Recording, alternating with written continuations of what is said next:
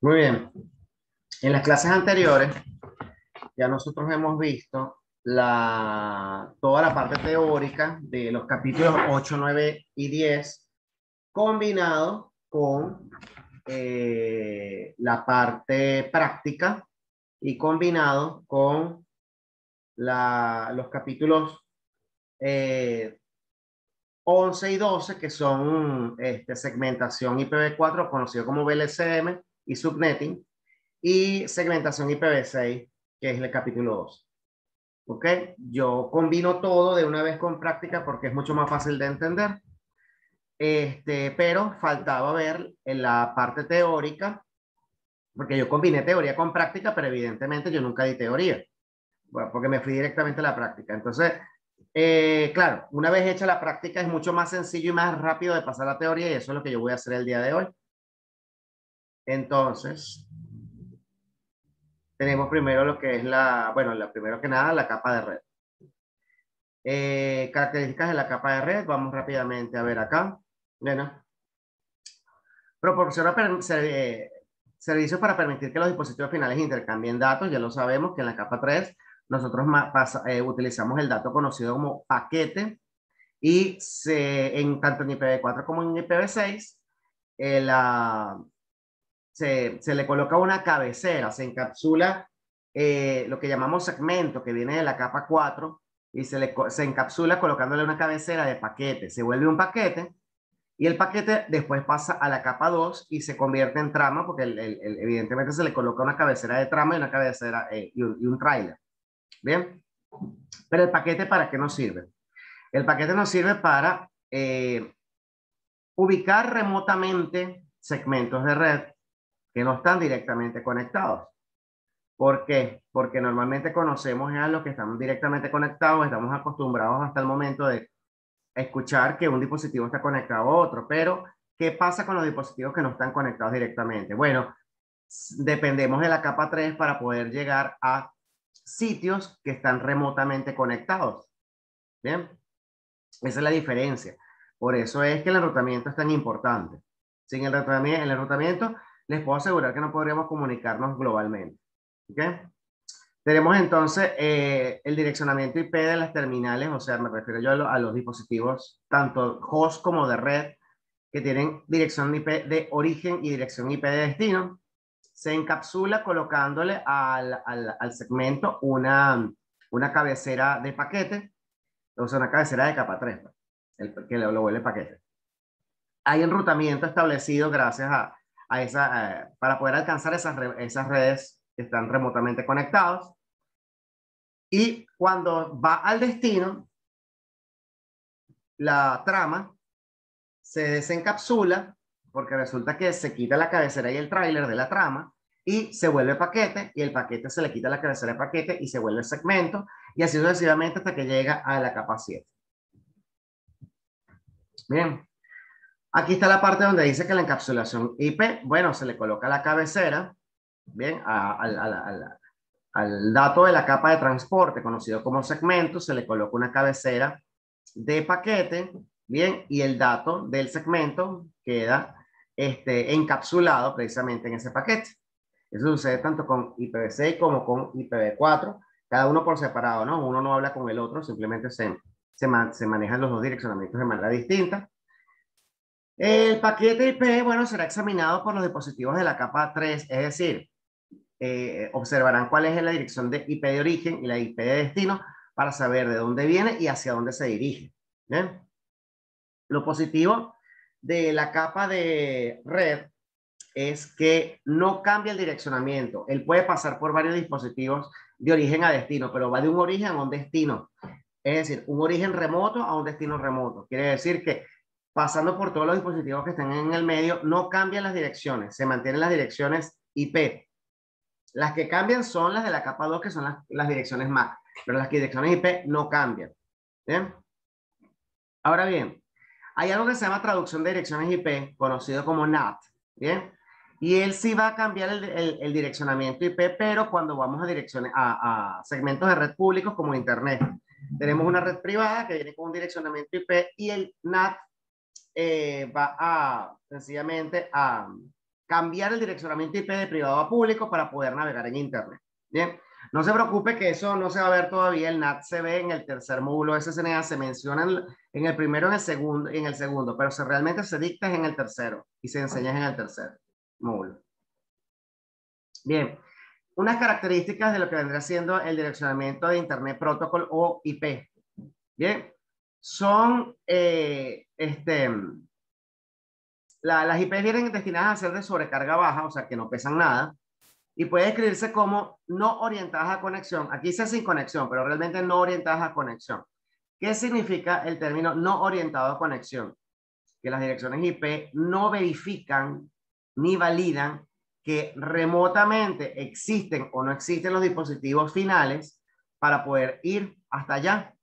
Sencillamente ellas tienen una IP de origen y una IP de destino y son enrutadas. Los paquetes son enrutados, pero no es posible saber si el dispositivo existe o no existe. Lo peor que puede pasar es que si el dispositivo no existe, bueno, no responde nadie y se descarta el paquete. Bien. El asunto es que no son orientadas a conexión. Bien. ¿Qué quiere decir esto? Que dependemos de la capa 4 del modelo, es decir, capa de transporte, para verificar y validar si llegaron o no llegaron los paquetes o si los dispositivos finales existen o no existen. Bien, dependemos de otra capa para eso porque la capa 3 no tiene la capacidad de verificarlo. El servicio mínimo quiere decir tres cosas básicas. IP de origen, IP de destino y el protocolo de enrutamiento que se esté manejando. Eso es lo que maneja los paquetes. Por eso es que es tan veloz. ¿Bien? Es independiente de los medios. No importa el dispositivo host o de red que usted tenga. Las direcciones IP son independientes de los medios, son direcciones lógicas. Y las direcciones lógicas simplemente son enrutadas a través de cualquier dispositivo. O sea, no importa si es laptop, teléfono inteligente, computador, servidor, cámara, access point, router, firewall, switch. No importa qué dispositivo tenga una dirección IP. Cualquier dispositivo puede tenerlo. De hecho, tenemos ahorita el Internet de las cosas, que el Internet de las cosas, cualquier objeto puede tener una dirección IP, lo que quiere decir que no necesariamente, bien, dependemos del medio, sino que cualquier dispositivo puede tenerlo y cualquier dispositivo puede formar parte de una red y puede ser enrutado. Bien. Entonces, lo que le estaba diciendo que se conoce como no orientado a conexión. Aquí tenemos un poco de especificaciones diciendo lo que es. Dice, la IP no establece ninguna conexión con el destino antes de enviar el paquete. Es decir, no me importa si existe o no existe el host. Simplemente yo voy a enviar el paquete. Lo peor que puede pasar es que o no llegue o sencillamente no llegue a ningún lado y él va a tener un tiempo de vida y va a morir en algún momento. O sea que no se va a quedar para siempre por ahí en la red buscando lo que no consiguió, sino que sencillamente él va a morir en un momento, él tiene un tiempo de vida para eso. No se necesita información de control, sincronizaciones, confirmaciones, etcétera. No importa si llega o no llegó. O sea, no va a ser verificado. Vuelvo y repito. Dependemos de la capa 4 del modelo OSI, es decir, la capa de transporte que valida y verifica la secuencia en que llegan los segmentos para poder decir si llegó o no llegó, si es correspondiente o no, si llegó en la secuencia adecuada, si faltó, si se perdió. ¿Ok? Pero la capa 3 no es capaz de hacerlo. El destino recibirá el paquete cuando llegue, pero no envía notificaciones previas por IP. Exactamente. La capa 3 no va a verificar si llegó o no llegó. No podemos saberlo. Lo va a saber en la capa 4. Si hay una necesidad de tráfico orientado a conexión, otro protocolo manejará esto, normalmente TCP en la capa de transporte, lo que acabo de mencionar. La capa 4 se va a encargar de eso. Mejor esfuerzo. Mejor esfuerzo significa, señores, que se envía el paquete y los routers deben decidir por dónde se va a ir. Es decir, cuál es el mejor camino o la mejor ruta para poder llegar hasta el destino. Por eso que se llama el mejor esfuerzo. Es decir, el paquete de que sale. ¿Por dónde? Eso usted no se va a enterar, usted no va a saber por dónde se fue. Claro, podemos enterarnos por dónde se fue el paquete si hacemos troubleshooting, hacemos, por ejemplo, un tracer y verificamos por dónde se fue el paquete. Pero de resto, usted no se entera de eso. Usted navega en Internet como si nada. Usted se mete en los servidores remotamente desde un computador que usted no se entera de nada. Usted no sabe por dónde se está yendo la información. Ahora, obviamente, si hacemos un tracer y verificamos por dónde se está yendo, podemos saberlo, pero eso es cuando se hace troubleshooting. De resto, los dispositivos funcionan, están encendidos y usted no sabe por dónde se van los paquetes. ¿Ok? Entonces, en el mejor esfuerzo tenemos detalles como, por ejemplo, que no se garantiza la entrega del paquete. Vuelvo y les repito, no hay nada en la capa 3 que verifique. Dependemos de la capa 4 para verificar. El IP ha reducido la sobrecarga ya que no existe ningún mecanismo para reenviar los datos que no, o sea, lo que no se recibió, no se recibió. Se descarta el paquete porque sencillamente no hay un mecanismo que verifique si se recibió la secuencia de los paquetes que se necesitan. Dependemos nuevamente de la capa 4 para verificar eso. La IP no espera reconocimientos. Nadie verifica si llegó o no llegó. Es decir, si el host de destino recibió o no recibió un paquete, la capa 3 no está en capacidad de saberlo. Dependemos nuevamente de la capa 4. La IP no sabe si el dispositivo está operativo, si recibe el paquete. Quiere decir que es no orientada a conexión, por lo tanto, no sabemos si existe o no existe. Vuelvo y repito, dependemos del protocolo TCP manejado en la capa 4 del modelo OSI para poder saber si eso es posible o no, si llegó o no llegó. Independencia de los medios, que quiere decir, vuelvo y repito, no podemos verificar, primero que nada, si se envió el paquete, si se recibió el paquete, si se perdió el paquete, y tampoco podemos saber por qué dispositivo está pasando, de computadora a router, de router a switch, de switch a firewall, de firewall a access point, el medio inalámbrico, el medio cableado, el coaxial, el UTP. Usted no sabe por dónde pasa. Simplemente lo que le interesa en este caso es que llegue de un origen a un destino remoto. Eso es todo lo que se hace. Es decir, se van a enrutar los paquetes. Eso es lo que, para eso es lo que sirve la capa 3. ¿Ok?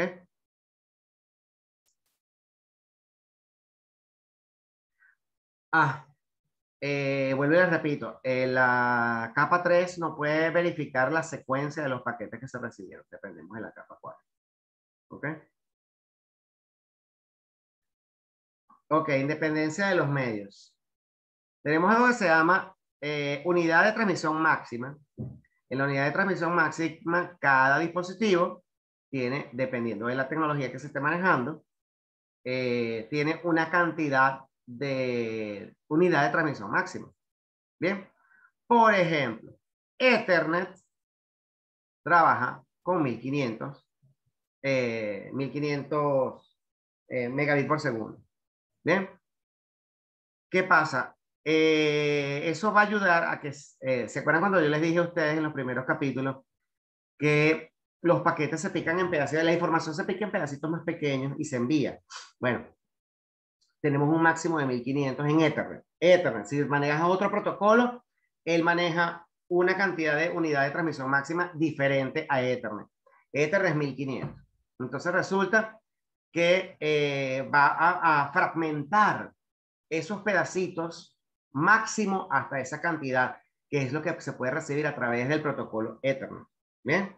No estamos hablando de las interfaces. Las interfaces pueden ser de 100, de giga, de 10 giga. Eso no tiene nada que ver con eso. ¿Ok? Una cosa es la interfaz, que es la parte física, o sea, la capa 1 y 2, y otra cosa muy distinta es la cantidad de unidad de transmisión máxima que puede manejar el protocolo, ¿bien? Para poder recibir o enviar información segmentada, o sea, en pedacitos chiquititos, ¿bien? Para luego ser reensamblados del otro lado. ¿Bien? La fragmentación es cuando la capa 3 divide en paquetes IPv4 en unidades más pequeñas. Fragmentar provoca latencia, eso sí, hay retardos por ello. IPv6 no fragmenta paquetes, ejemplo, el router pasa de Ethernet a una WAN lenta, a una MTU más pequeña. Es decir, ¿qué pasa? Por lo general, los proveedores de servicio disminuyen la cantidad de la unidad de transmisión máxima porque obviamente a los proveedores de servicio va a llegar mucha información que ellos tienen que procesar. ¿De dónde? De nosotros, que somos los clientes. Entonces, ellos tienen que disminuir la unidad de transmisión máxima. Y Por lo tanto, tú puedes tener una unidad de transmisión máxima mucho mayor en tu red LAN. Que por ejemplo te acabo de decir que Ethernet es 1500, pero cuando llegas al proveedor de servicio, él te disminuye la cantidad de fragmentos, de la cantidad máxima en que puedes recibir fragmentos. Por lo tanto, genera latencia porque se fragmentan, y aparte de que se fragmentan, ellos tienen que almacenarse para poderse enviar a las interfaces. ¿Bien?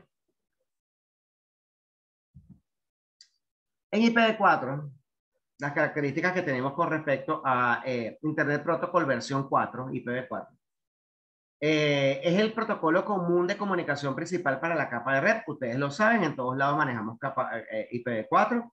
Entonces, el encabezado, o sea, la cabecera del paquete, tiene varios propósitos. Primero que nada, garantiza que el paquete se envíe en la dirección correcta, o sea, el destino. Acuérdate que tiene una dirección IP de origen y una dirección IP de destino. Contiene información para el procesamiento de capas de red en varios campos. Quiere decir que contiene qué información está en las capas superiores, o sea, la capa 4, y qué información está en las capas inferiores, que es la capa 2. La información del encabezado es utilizada por todos los dispositivos de capa 3 que manejan el paquete. Es decir, routers y host. Los switches no manejan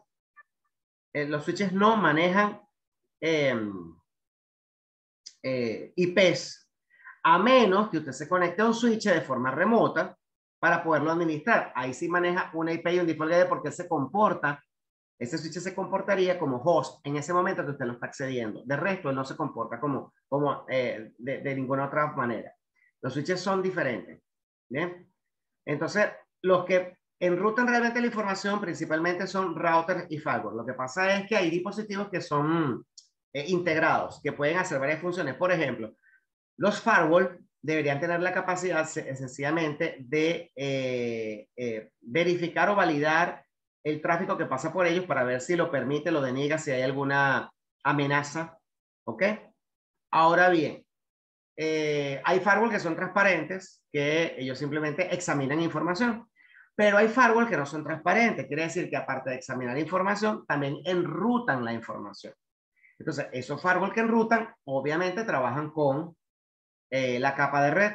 Los firewall que no trabajan con la capa de red, sencillamente ellos trabajan en la capa de la capa 4 a la capa 7, y ellos pueden verificar el tipo de tráfico que está llegando a los dispositivos. Entonces, tenemos en este ejemplo una cabecera, ¿verdad? De la información del paquete. Entonces, lo importante que usted tiene que saber es primero que la cabecera en este caso, si suman acá, 1, 2, ya van 3, y 3 son 6, ¿ok? Y aquí van 10 bytes, ¿ok? 10 bytes para los campos. 10 bytes para los campos. Ahora, la longitud de los campos es de 20 bytes. ¿Ok? Eso es a lo que se refiere. Por eso es que ancho por alto. El tamaño de los campos, en este caso son 10 bytes, y el ancho y el alto de los campos, que quiere decir la información almacenada en ellos, es de 20 bytes. Entonces, en información como esta podemos ver cosas específicas como el tipo de la versión. Sencillamente podemos ver que hay una IP de origen y una IP de destino, hay un tiempo de vida, hay un tipo de protocolo que se está manejando y otros tipos de campos que manejan otro tipo de información referente a esto. ¿Bien? Primero que nada está en binario. Obviamente las máquinas trabajan en binario. Nosotros lo leemos y lo entendemos porque trabajamos en otro formato, un formato diferente que podemos entender. Bien, que en este caso nosotros el que manejamos con IPv4 es el formato decimal, pero las máquinas lo manejan como binario. Contiene varios campos de información, el diagrama, el diagrama se lee de izquierda a derecha en este caso, de aquí para acá, de 4 bytes por línea.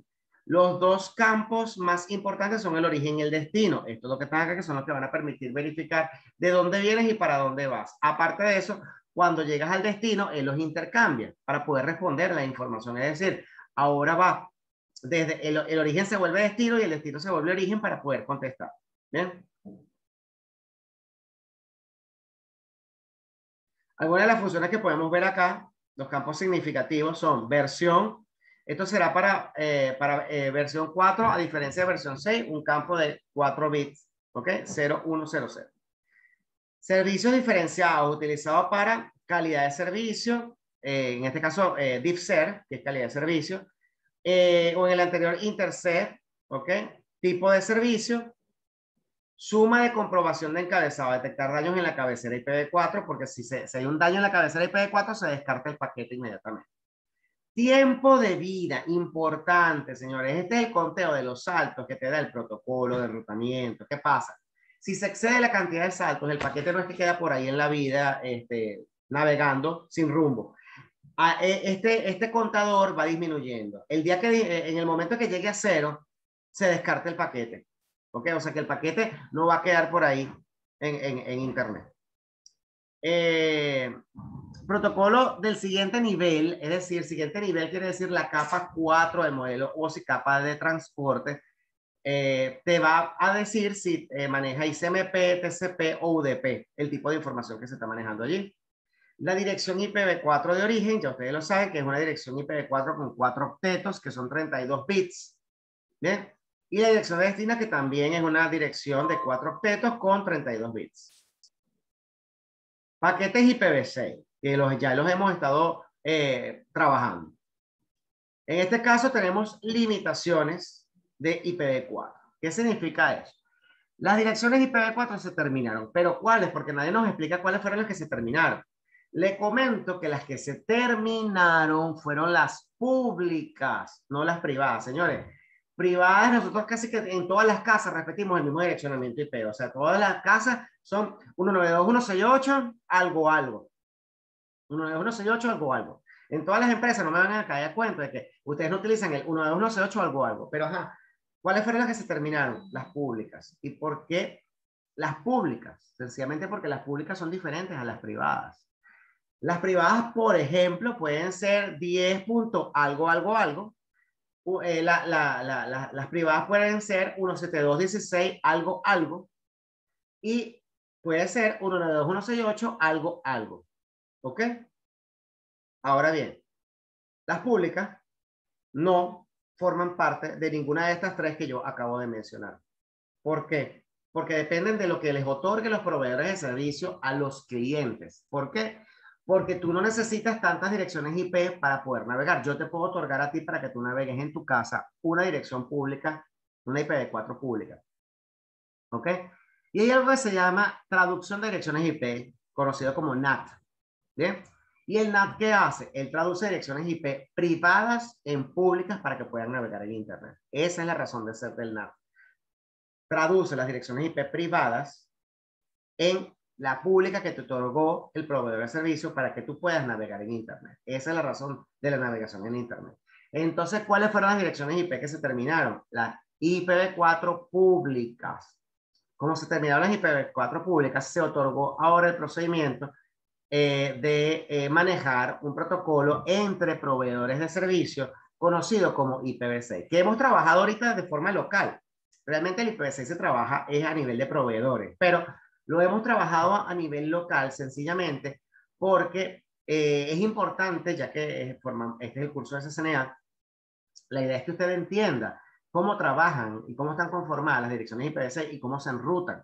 Se dan cuenta de que es muy, muy, muy parecido a IPv4, solamente que tiene mucho más bits, obviamente, para poder generar muchas más direcciones y tener una infinita cantidad de direcciones ahora y más ahora que tenemos el Internet de las cosas, o sea que ahora hasta las cosas también utilizan direcciones IP.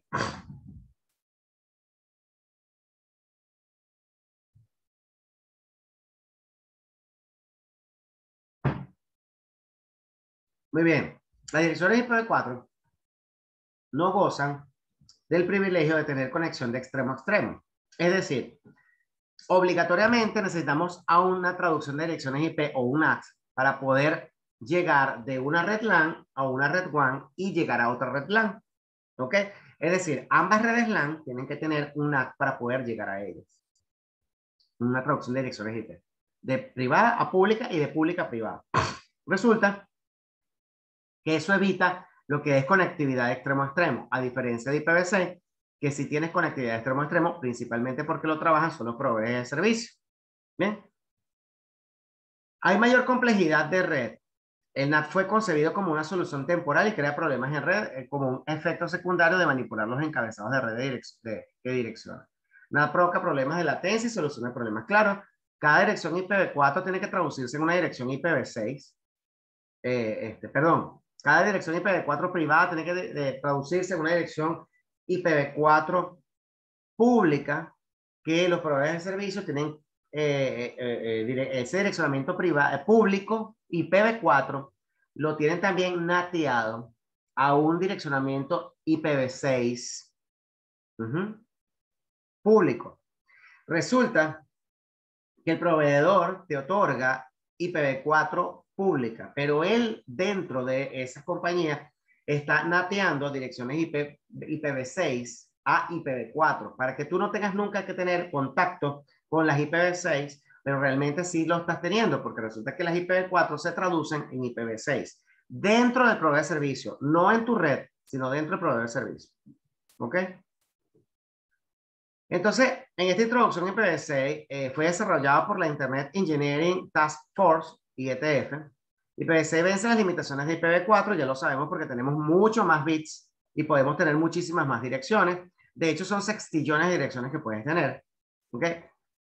Las mejoras que proporciona IPv6 son mayor espacio de direccionamiento basado en la dirección de 128 bits, ¿ok? Y las IPv4 eran de 32 bits, o sea, tenemos más direcciones IPv6. Manejo mejorado de paquetes, encabezado simplificado con menos campos, ¿ok? Ya vamos a ver lo que es un campo de IPv6. Encabezado simplificado con menos campos. Elimina la necesidad del NAT, porque lo manejan los proveedores de servicio.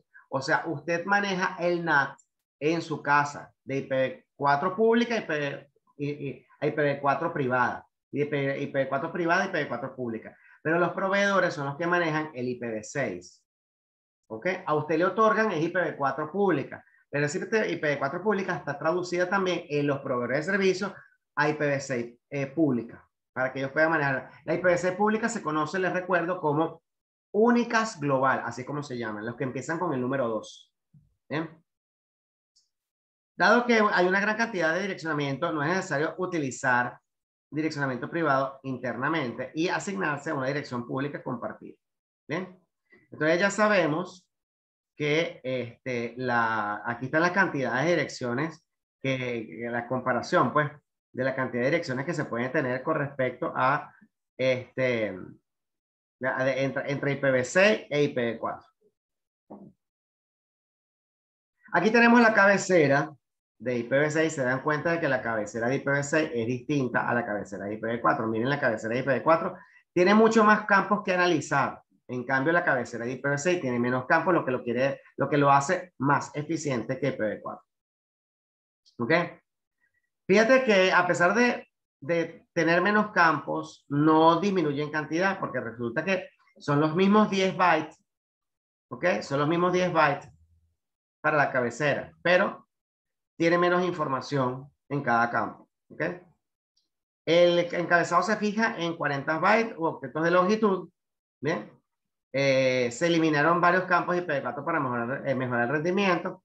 Algunos campos de IPv4 se eliminaron para mejorar el rendimiento, señalador, desplazamiento de fragmentos, suma de comprobación de encabezado. No se preocupen porque IPv6 contiene algo que se llama link local, dirección link local. ¿Se acuerdan de la link local, no? Que ya la configuramos.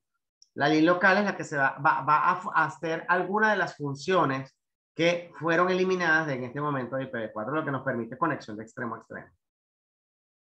¿Ok? El encabezado del paquete IPv6, aquí tenemos cosas, algunas características como versión, es para saber que es la versión 6, en este caso a diferencia de versión 4, un campo de 4 bits 0110. Clase de tráfico utilizado para calidad de servicio, equivalente al campo diffser, ¿ok? Etiqueta de flujo informa al dispositivo para manejar etiquetas de flujo idénticas a la misma manera, campo de 20 bits. Longitud de carga útil, este campo de 16 bits indica la longitud de proporción de la porción de datos a la carga útil del paquete IPv6. Siguiente encabezado, ¿ok? IDs del siguiente nivel de protocolo, es decir, la capa 4, que puede ser PIN, puede ser TCP o UDP. Límite de salto.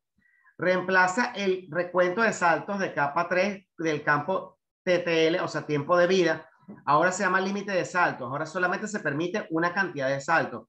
Lo que era muy parecido al tiempo de vida, que tenía que ser un contador en sentido contrario, que iba disminuyendo a nivel de los saltos y cuando llegaba a 0 se descartaba el paquete. ¿Ok? La dirección IPv4, en este caso IPv6 de origen, IPv6 de destino, lo que pasa es que esto está mal traducido, IPv6 de origen, IPv6 de destino, y en este caso estamos hablando de direcciones de origen y destino de 128 bits, lo que permite mucha más información a procesarse allí. Déjame cambiar esto de una vez porque estas son las láminas de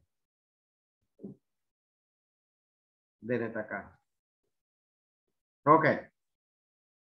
Acá. El encabezado de paquete IPv6. ¿Ah? Estas láminas tú las vas a subir a tu, donde está toda la información, pues para volverlas a bajar. Yo las grabé allí. Sí, yo sé, pero como las estás actualizando. Sí, sí. Es que de hecho estoy Okay. abriendo aquí el paquete. Ajá. Igualito Okay. yo al final de la clase lo hago, pero ahí ya lo abrí. Ok, gracias. Ok. Encabezado de paquetes IPv6. El paquete IPv6 también puede contener encabezados de extensión. ¿Ok? Características de los encabezados de extensión: proporcionar información de capa de red opcional, información adicional que pueden traer los paquetes. Son opcionales, se colocan en el encabezado IPv6 y la carga útil. Puede usarse para fragmentación, seguridad, soporte de movilidad, etc. A diferencia de IPv4, los routers no fragmentan los paquetes de IPv6, es decir, se envían completos. ¿Bien?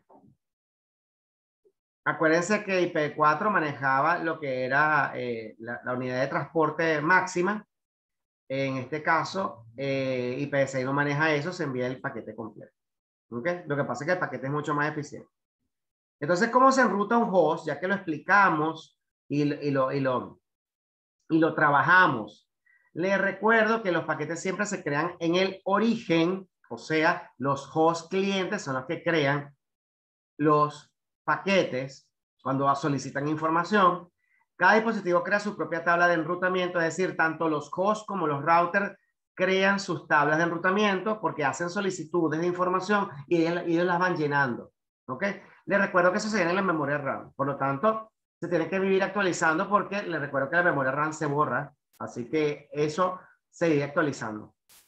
Un host puede enviar paquetes a lo siguiente. Sí, hacia sí mismo, que puede ser el 127.0.0.1 o 2.2.1 para IPv6. Vamos a verlo un momentico, que eso nunca lo he mostrado. Estas direcciones que están acá, tanto esta como esta, se conocen con el término de direcciones loopback, así es como se llama. Y la dirección loopback es una dirección que existe dentro de cada host. Es la dirección que representa el servicio activo de la tarjeta de red. El de IPv4 es este que está acá. ¿Ven que responde el PIN? Eso es porque mi tarjeta de red está activa. Y la de IPv6 es esta. No se está viendo. El ¿Cómo ejemplo. no se está viendo? Y que tengo yo... Estamos viendo las láminas. Uy, ya va, espérate.